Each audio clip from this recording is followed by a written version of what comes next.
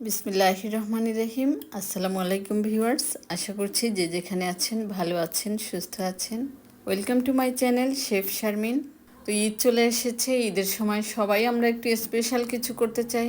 তো আমি আজকে চিংড়ি বিরিয়ানি করেছি ঈদের জন্য। আর চিংড়ি বিরিয়ানিটা খুবই সহজে খুব তাড়াতাড়ি করা যায়, সেজন্য ঈদে কোনো ঝামেলাই হয় না, যে কেউ ঝটপট করে ফেলতে পারেন। আর চিংড়ি মাছটা যদি আগের দিন রান্না করে রাখা যায় তাহলে তো আরও তাড়াতাড়ি হয়ে যায় রান্নাটা। তো কথা না বাড়িয়ে মূল আয়োজনে চলে যাচ্ছি। তো ভিডিওতে একটি লাইক দিয়ে পুরো আয়োজনটার সাথেই থাকবেন আশা করছি। তো চিংড়ি বিরিয়ানির জন্য এখানে আমি 1 কেজি গলদা চিংড়ি নিয়েছি। আপনারা চাইলে এর চেয়ে আরেকটু ছোট চিংড়িটাও নিতে পারেন।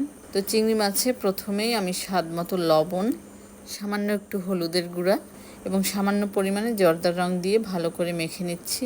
এতে করে চিংড়ি মাছের কালারটা দেখতে সুন্দর লাগবে। আর চিংড়ি মাছ দিয়ে প্রথমে আমি মালাইকারি তৈরি করে নেব।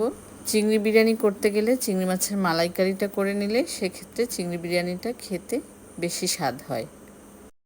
তো প্রথমেই একটি কড়াইতে সামান্য পরিমাণ তেল দিয়ে আমি চিংড়ি মাছগুলোকে ভেজে নিচ্ছি।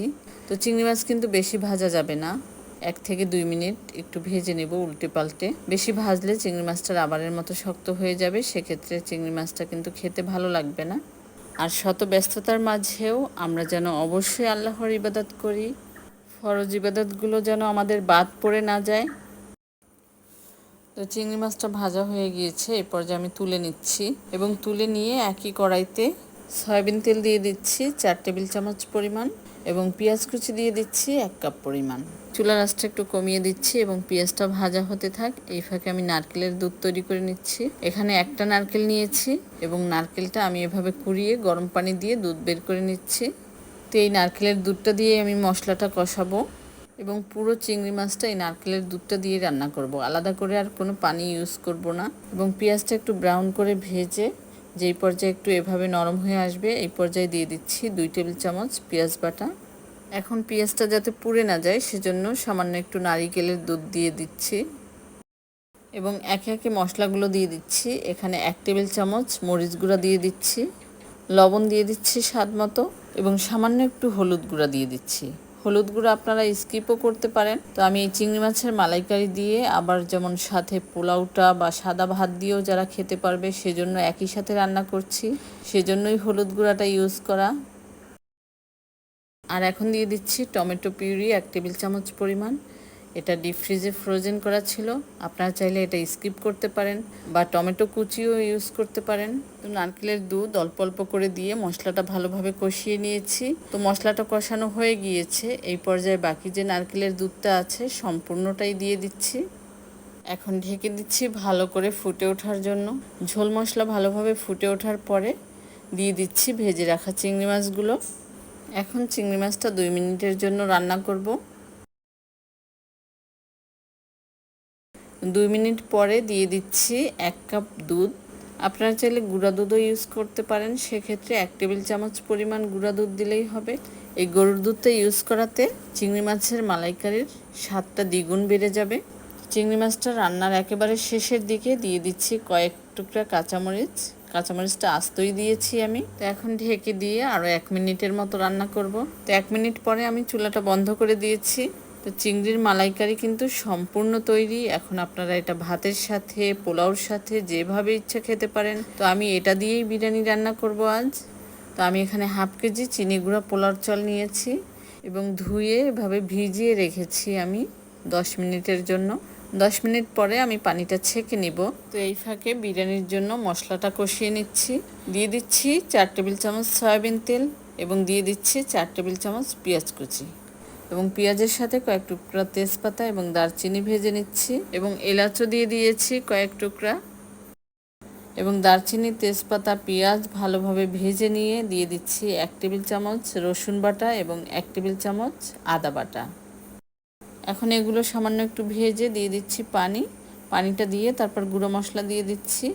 এখানে মরিচ গুঁড়ো দিয়ে দিচ্ছি 1 টেবিল চামচ পরিমাণ। ঝালটা আপনারা আপনাদের প্রয়োজন মতো দিয়ে নেবেন। যদি ঝাল কম খেতে চান সেক্ষেত্রে ঝাল দেওয়ার দরকার নেই, কারণ চিংড়ি মাছের মালাইকারিতে অলরেডি ঝাল দেওয়া আছে অনেক। এবং দিয়ে দিচ্ছি স্বাদ মতো লবণ।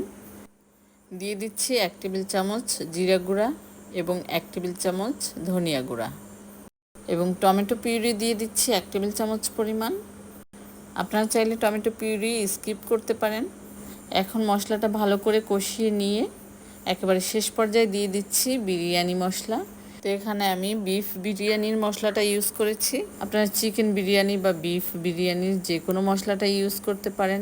আমি এখানে 1 প্যাকেটের অর্ধেকটা বিরিয়ানি মশলা দিয়েছি। এখন এই মশলার মধ্যে চালটা দিয়ে ভালো করে কষিয়ে নিচ্ছি। কয়েক টুকরা আস্ত কাঁচামরিচ দিয়ে দিচ্ছি শেষের দিকে। তো চালটা কষানো হয়ে গিয়েছে, এই পর্যায়ে দিয়ে দিচ্ছি গরম পানি এবং দিয়ে দিচ্ছি 2 টেবিল চামচ গুঁড়া দুধ। আপনারা চাইলে লিকুইড দুধও ইউজ করতে পারেন, সেক্ষেত্রে পানির পরিমাণটা একটু কম দিতে হবে। তো গরম পানিটা অবশ্যই চালের ডাবল দিতে হবে, যেহেতু আমি হাফ কেজি এখানে চাল নিয়েছি, সেহেতু পানিটা হবে 1 লিটার। 2 কাপ চালে পানি হবে 4 কাপ। এই পর্যায়ে দিয়ে দিচ্ছি 2 টেবিল চামচ চিনি, দিয়ে ভালো করে নেড়ে ঢেকে দিচ্ছি চালটা ফুটে ওঠা পর্যন্ত।